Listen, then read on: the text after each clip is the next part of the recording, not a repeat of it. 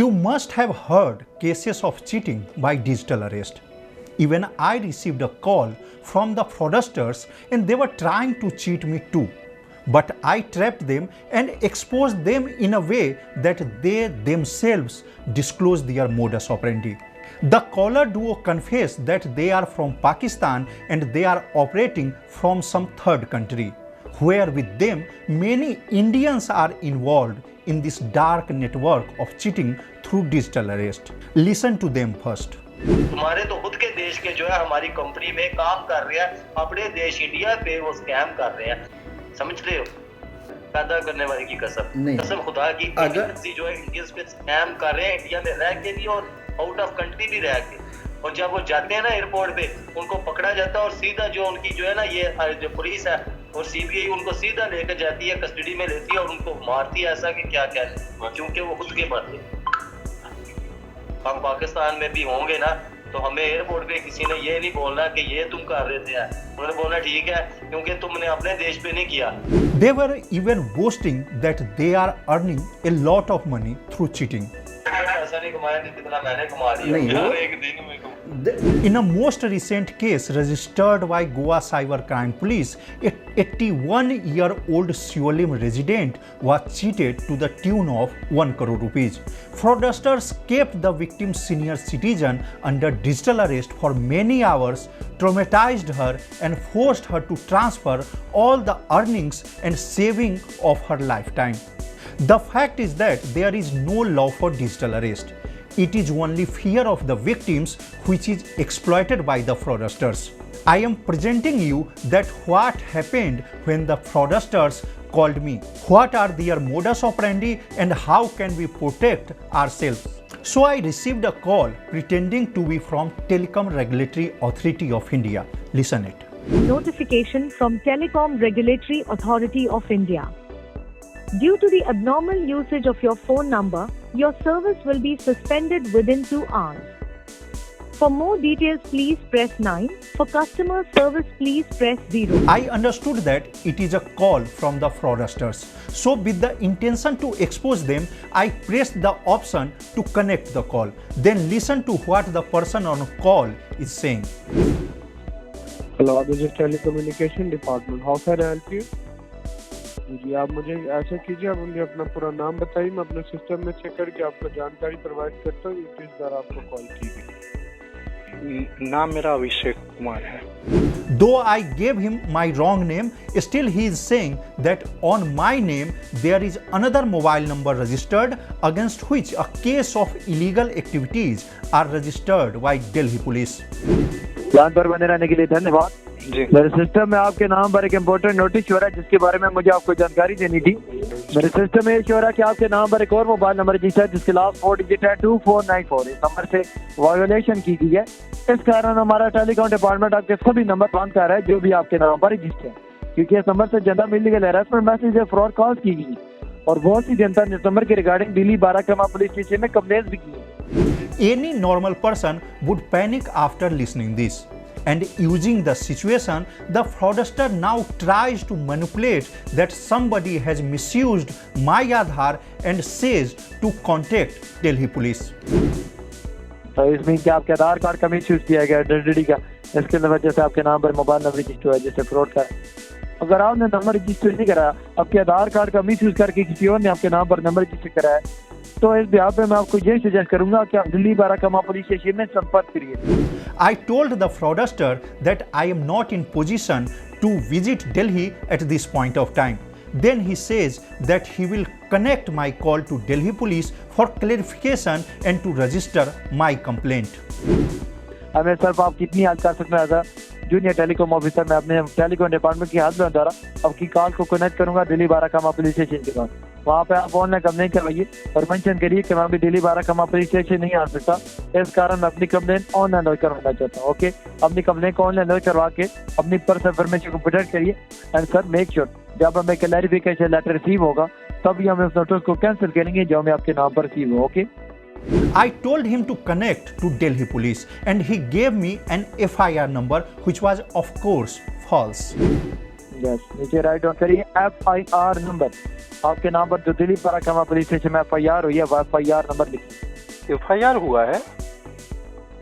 FIR हुआ है, Delhi बाराकामा police station में जनता ने कंप्लेन की है, उसके रिगार्डिंग आपके नाम पर FIR हुआ है। क्या है That is why I'm asking you, that is not a normal thing, okay? Right on करिए DL, D for Delhi, L for London, DL 1845/12. Then he pretends to transfer the call to Delhi police. But in real, there is neither any such protocol nor in any case any telecom company or any authority can do so. आपके mobile number से illegal messages और fraud calls कीजिए जनता को। क्या मैं आपकी line को transfer करूंगा, आप उन्हें बताइएगा कि मुझे टेलीकॉम हेड ऑफिस से कॉल आई है और मुझे junior telecom officer Rao Shetty द्वारा इन्फॉर्म किया गया कि मेरे नाम पर नंबर रजिस्टर है दिल्ली में, जिसको मैंने रजिस्टर नहीं करवाया। कोई व्यक्ति मेरे आधार कार्ड का मिसयूज कर रहा है, उसने मेरे नाम पर नंबर रजिस्टर कराया जिससे वो जनता में फ्रॉडलेंट एक्टिविटी कर रहा है। And may be there is a chance कि मेरे आधार कार्ड का फ्यूचर में भी उपयोग किया जा सकता है किसी और इलीगल एक्टिविटी में। The call is being transferred to Delhi Police Headquarters. On the recording system is being activated. Please stay on the line.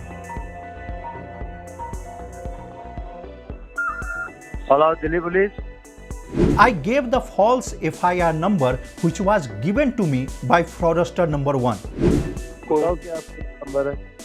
DL1845/1224. Then this fake officer of Delhi police says that he will record my statement through WhatsApp. तो अगर तुम अभी Barakhamba police station नहीं आ सकते तो तुम्हारा जो statement है वो ऑनलाइन रिकॉर्ड किया जाएगा। वो ऐसे कंसीडर होगा जैसे तुम फिजिकली बाराखंबा पुलिस स्टेशन में मेरे सामने बैठकर स्टेटमेंट रिकॉर्ड करवा रहे हो। अच्छा, और तुम्हारा जो स्टेटमेंट है वो गवर्नमेंट के द्वारा तुरंत एप्लीकेशन व्हाट्सएप पे दिया जाएगा। After some time, I received a video WhatsApp call in which name was reflecting as Delhi Police and there was the logo of Delhi Police as profile picture. Then the fake police officer said to me that my Aadhaar number and the mobile number registered on my name are found to be involved in serious offences like money laundering and drugs trafficking. And to make me believe, sound of police siren was also played in the background. Listen to it. ये कोई normal case नहीं है, ये involve है drug smuggling, money laundering और human trafficking case में, और CBI involve है इस केस में। और जब सीबीआई किसी केस में इन्वॉल्व होती है इसका मतलब ये होता है कि वो कोई नॉर्मल कोई साधारण केस नहीं है। और जब भी हम जितने भी अभी तक हम पकड़ रहे हैं सस्पेक्ट्स को इस केस के द्वारा, सबसे पहले हम उसको सस्पेक्ट हमें मिलते हैं तो हम उसको अरेस्ट करते हैं जैसे ही हमें उसमें कोई भी शक होता है, और उसके बाद इन्वेस्टिगेशन करते हैं। लेकिन मैं तुम्हें दोबारा बताता चलूं कि तुम्हारा जो तुम मेरे पास खुद चल के आए थे डायरेक्टली आइडेंटिटी थेफ्ट का केस लेकर, इसलिए मैं तुम्हारा अभी तक जो है इन्वेस्टिगेशन कर रहा हूँ। ओके, हाँ ठीक है सर। ठीक है, अगर मुझे कुछ भी ऐसा सस्पिशियस लगा कि तुम मुझसे छुपा रहे हो या कुछ झूठ बोल रहे हो, अरे सर आपने जो भी पूछा मैंने सब कुछ बताया है, कुछ नहीं छुपाया। और सबसे पहले कस्टडी में लूंगा और इस जो है इन्वेस्टिगेशन बाकी फिर थाने में हो की जाएगी, इन्वेस्टिगेशन सेल में। He further threatened to arrest me. ठीक है, हालांकि सीबीआई साहब ने मुझे हुक्म दिया कि अरेस्ट करो इमीडिएटली हेडक्वार्टर में, लेकिन मैं अभी तक तुम्हारा इसलिए केस हैंडल कर रहा हूँ क्योंकि तुम मेरे पास खुद चल कर आए हो। Okay, so you have to cooperate with me. He tried to intimidate me, saying that there is a bank account on my name and several crore rupees have been laundered using that bank account. तुम्हें मेरे साथ fully cooperate करना होगा इस investigation में, क्योंकि ICIC का account जो फाउंड हुआ है ये तुम्हारे नाम पर हुआ है और ये मनी लॉन्ड्रिंग में यूज्ड हुआ है। The fraudster was using all the tactics to threaten me, intimidate me and make me panic. But I was cool and having my tea. That frustrated the fraudster. Mukesh 1 crore से ज्यादा जो है पैसे उसने चोरी किया है और तुम अभी तक आराम से बैठ के चाय पी रहे हो, तुम्हें तुम्हारे चेहरे पे थोड़ी सी प्रिटेंशन नजर ही नहीं आ रही मुझे, तुम ऐसे इजी हुए बैठे हो। He kept trying to gaslight me, giving some fake name of criminal, connecting me to him and all the heinous crimes. Right now तुम्हारे खिलाफ जो है 3 एविडेंस है। मेन एविडेंस ये है कि संदीप कुमार का जो ये अकाउंट जो तुम्हारा ये अकाउंट है आईसीआईसी का दिल्ली में है, ओपन हुआ, और सेकंड ये है कि संदीप कुमार के फार्म हाउस से जब हमने रेड की थी तो वहां से मिला था तुम्हारा ये ICICI का चेकबुक, पासबुक तुम्हारी उधर से मिली थी। और थर्ड ये है कि जज के सामने जब हम लेकर गए हैं उसको, संदीप कुमार को 3rd डिग्री दिया, उसने माना है जज के सामने। जब जज ने पूछा कि ये तुमने बैंक अकाउंट इतने कहाँ से इकट्ठे किया, तो उसने बोला कि मैंने 40,000 रुपया एक अकाउंट का दिया और उससे उनको मैंने 10% दिया था। 68 मिलियन का 10% बनता है 68 लाख रुपया। और फिर भी तुम अभी कह रहे हो कि हम ऐसे हमने तो कुछ नहीं किया, तुमने तो कुछ नहीं किया। अरेस्ट किया 27 दिसंबर को संदीप कुमार को उसके फार्म हाउस से, तो हमें वहां से लार्ज अमाउंट ऑफ ड्रग्स मिली है जिसकी कम से कम जो है कीमत है 10 अरब से कम नहीं होगी उसकी कीमत। सर आप देख लो, पता कितना? सर आप मेरा कॉल लोकेशन निकाल लो। अगर आपको लगता है कि मैं दिल्ली में हूं तो आपको जो करना है वो करो। मैं दिल्ली कभी गया नहीं। अपने क्या देख ले या क्या ना देख ले वो हम खुद देख लेंगे। तुम अभी राइट नो जो तुम्हें मैं बता रहा हूँ वो तुम ध्यान से सुनो।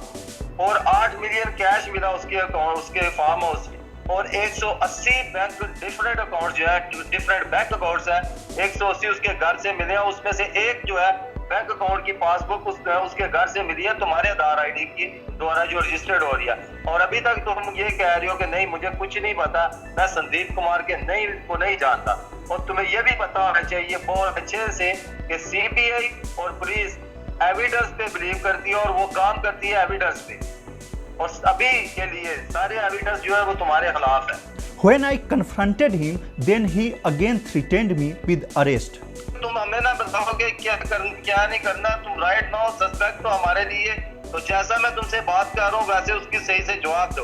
अगर तुम नहीं देना चाहते जवाब, नहीं कोऑपरेट करना चाहते, अरे सर जवाब इतनी देर से और अरेस्ट वारंट जो है तुम्हारे नाम पर इशू करता हूँ, अरेस्ट करके लेते हैं और बाकी कहानी तेरी बातें होगी। Then he shown me fear of 3rd degree. जब हमने संदीप कुमार को पकड़ा और उसके बाद 2-3 दिन उसकी इंटेरोगेशन किया, टॉर्चर किया, उसके ऊपर 3rd डिग्री दिया। 3rd डिग्री का मतलब तो तुम्हें पता होगा। He also shared some forged documents connecting my Aadhaar number and my name with the fake criminals and crimes.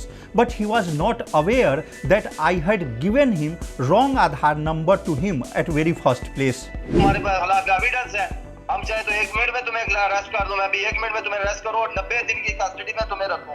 और उसके बाद जो तुम पर टॉर्चर हो और उसके बाद जो है कि क्लियर होगा जब अदालत में तुम्हें पेश किया जाएगा, उधर से तुम्हारी जमानत होती है नहीं होती। और 90 दिन के लिए तुम्हारा वकील तक तुम्हें मिल नहीं पाएगा, तुम्हारे घर वाले नहीं मिल पाएंगे। क्या बनेगा तुम्हारे घर वालों का उसके बाद? क्या तुम्हारी रेपुटेशन का बनेगा? बात की बात है ना, तुम दोषी हो या निर्दोष हो वो तो बात की बात है। राइट नो तो तुम ही सस्पेक्ट हो ना हमारे लिए। Then he asked me that how much exact money I have in my bank account and what other assets I have. तो मुकेश मुझे अभी इसमें चेक करके बताओ कितने तुम्हारे एक्चुअल फंड्स कितने पड़े हुए हैं। सर इसमें 7-8 लाख रुपए होंगे। कंफर्म करके तुम चेक करके बताओ, ताकि ये मैंने अगर 0.06% भी है ना वो मतलब 2,65,000 पैसा, तो भी तुम मुझे कंफर्म करके मुझे बताओ, क्योंकि ये जो मैं लिखना है ये डिक्लेयर किया जाना है। अगर इसमें कुछ भी ऊपर नीचे हो तो ये फ्रीज हो गए तो फिर बाद में तुम ब्लेम ना करना। ओके, ये तुम्हारी सेफ्टी के लिए है। सर मैं चेक करता हूँ। चेक करो और मुझे कंफर्म करो। अगर हो सकता है तो स्क्रीनशॉट भी भेजो ताकि ये कंफर्म करके ये साथ में चेक लिस्ट के साथ मैं लगाऊंगा उसका। I gave him a wrong figure of my account balance. हाँ सर, अकाउंट में है 7,84,936 रुपए 77 पैसे। 7,84,936 रुपए 936 रुपए। कितने पैसे हैं साथ आगे? 77 77। श्योर हो? हाँ इसका स्क्रीनशॉट लो और जो अकाउंट नंबर है तुम अपने अकाउंट नंबर को उसको वाटरमार्क करो, डाल करके वो उसकी लाइन पे सेंड करो इसी बैलेंस का स्क्रीनशॉट लेके। ठीक। मुझे ये बताओ तुमने कोई FD ले रखी हो, फिक्स डिपॉजिट तुम्हारा कोई? मिस्टर मुकेश, तुमने कोई म्यूचुअल फंड्स लेकर रखे हो? नहीं सर, नहीं लेकर रखे हुए? कोई भी किसी भी कंपनी में इन्वेस्ट किया हो? कोई स्टॉक मार्केट के तुमने इन्वेस्टमेंट की हो? कुछ नहीं सर। 3910 अकाउंट नंबर तुमने लास्ट 4 डिजिट बताए हैं। बैंक ऑफ इंडिया का ये अकाउंट है। और सैलरी अकाउंट है, इसकी चेक बुक तुम्हारे पास है, और इसकी जो ऑफिशियल एप्लीकेशन वो तुम यूज करते हो, राइट? हाँ सर। ओके, जो करंट अभी बैलेंस इसका पड़ा हुआ है। इसके अलावा सोच लो फिर भी कोई भी तुम्हारी को प्रॉपर्टी हो वो तुमने बतानी होगी। कोई तुमने गोल्ड लेकर रखा है इसी टाइम में, तो वो तुमने मुझे बताना होगा, ताकि इधर मैं लिखूंगा इसके ऊपर, ताकि कोई भी प्रॉब्लम ना बने। जो तुम्हारे लीगल एसेट्स हैं वो तुम्हें वापस किए जाए, और जो मनी लॉन्ड्रिंग का अगर पैसा तुम्हारे अकाउंट्स में से निकलता है कोई भी एक्स्ट्रा, तो उसको फ्रीज किया जाएगा। जो तुम्हारी लीगल अमाउंट है उसको फ्रीज नहीं किया जाएगा। After getting details of balance of my account, he instructed me not to disclose anyone about this case, and then he said that he will hand over this case to his senior CBI sir, and only his senior can rescue me from this case. मैंने बताया, अभी मुझे ये बताओ कि जो मैं तुम्हें कॉन्फिडेंस में रखने का जो बताया उसको तुमने पूरा फॉलो करोगे? हाँ सर, हाँ सर। तुम किसी तो नहीं, ये तुम प्रॉमिस करते हो? हाँ सर। क्योंकि जब मैं ये चेकलिस्ट लेकर जाऊंगा सीबीआई के सर के पास, तो वो ही है जो तुम्हें इस केस में से 2 घंटे में निकाल सकते हैं, 2 साल में निकाल सकते हैं, 2 महीने में निकाल सकते हैं। ठीक है? तो जब उनके पास मैं तुम्हें लेकर जाऊंगा, उनके पास लेकर जाऊंगा तुम्हारा ये केस, और जो तुम्हारी जो कॉल है उनके पास लेकर जाऊंगा, तो ऑल डिपेंड्स ऑन हिम। ठीक है सर। ठीक है? ठीक है सर। तो अभी अटेंटिवली होकर बैठो।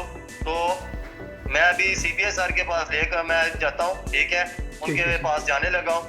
He even instructed me to beg before his senior. और रिक्वेस्ट करनी है बैकिंग की कंडीशन में कि सर मेरी किसी ने पर्सनल इंफॉर्मेशन को मिसयूज किया है और मुझे इसका कुछ भी पता नहीं है।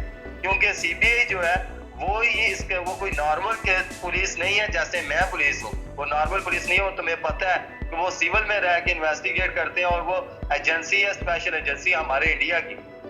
ठीक है सर। ठीक है? और वही एक अथॉरिटी है जो तुम्हें 2 घंटे में, 2 दिन में या 2 साल में इस केस में से निकाले। तो उनके साथ पूरी तरह कोऑपरेट करना है। ठीक है? तो ताकि तुम्हें जो है प्रायोरिटी इन्वेस्टिगेशन का चांस मिले।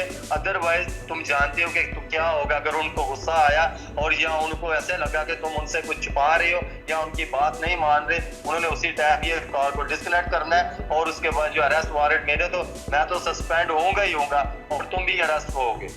Till then he had believed that I am fully trapped. Then for the first time, so-called senior officer came on the screen, and just see how I responded to him. आवाज आ रही है? हाँ। मैं अभी CBI sir के पास हूँ। ठीक है? उनके जो प्रोसिक्यूटर उनके पास हूँ। हाँ ठीक है। ओके, तो मैं भी इनको देखता हूँ, तुम जा सकते। ठीक है सर, ये इनकी फाइल है। ठीक है? ये आप चेक कर लीजिएगा। ये इनके सारे एसेट्स हैं जो उन्होंने मुझे डिक्लेयर किए हैं। ओके ओके, मैं देख। तो you can check very well. ठीक है सर? जय हिंद सर। आवाज आ रही है मेरी? हाँ जी। हेलो हेलो, आवाज आ रही है मेरी? हाँ। ओके, तो मुझे बताओ अपने केस के बारे में। सर आप कौन हो? मैं सीबीआई सर का प्रोसिक्यूटर बात कर रहा हूँ। बट चेहरे से रहे हो। हाँ, चेहरे से रहे हो। ये कैसी बातें कर रहे हो तुम? नहीं, चेहरे पे लिखा हुआ है, देखो साइड में जो है ना लिखा हुआ है। We have done this program only because to make you aware that how these fraudsters do the scam of digital arrest, and key to avoid this scam is awareness and the information that there is no legal digital arrest. Be safe.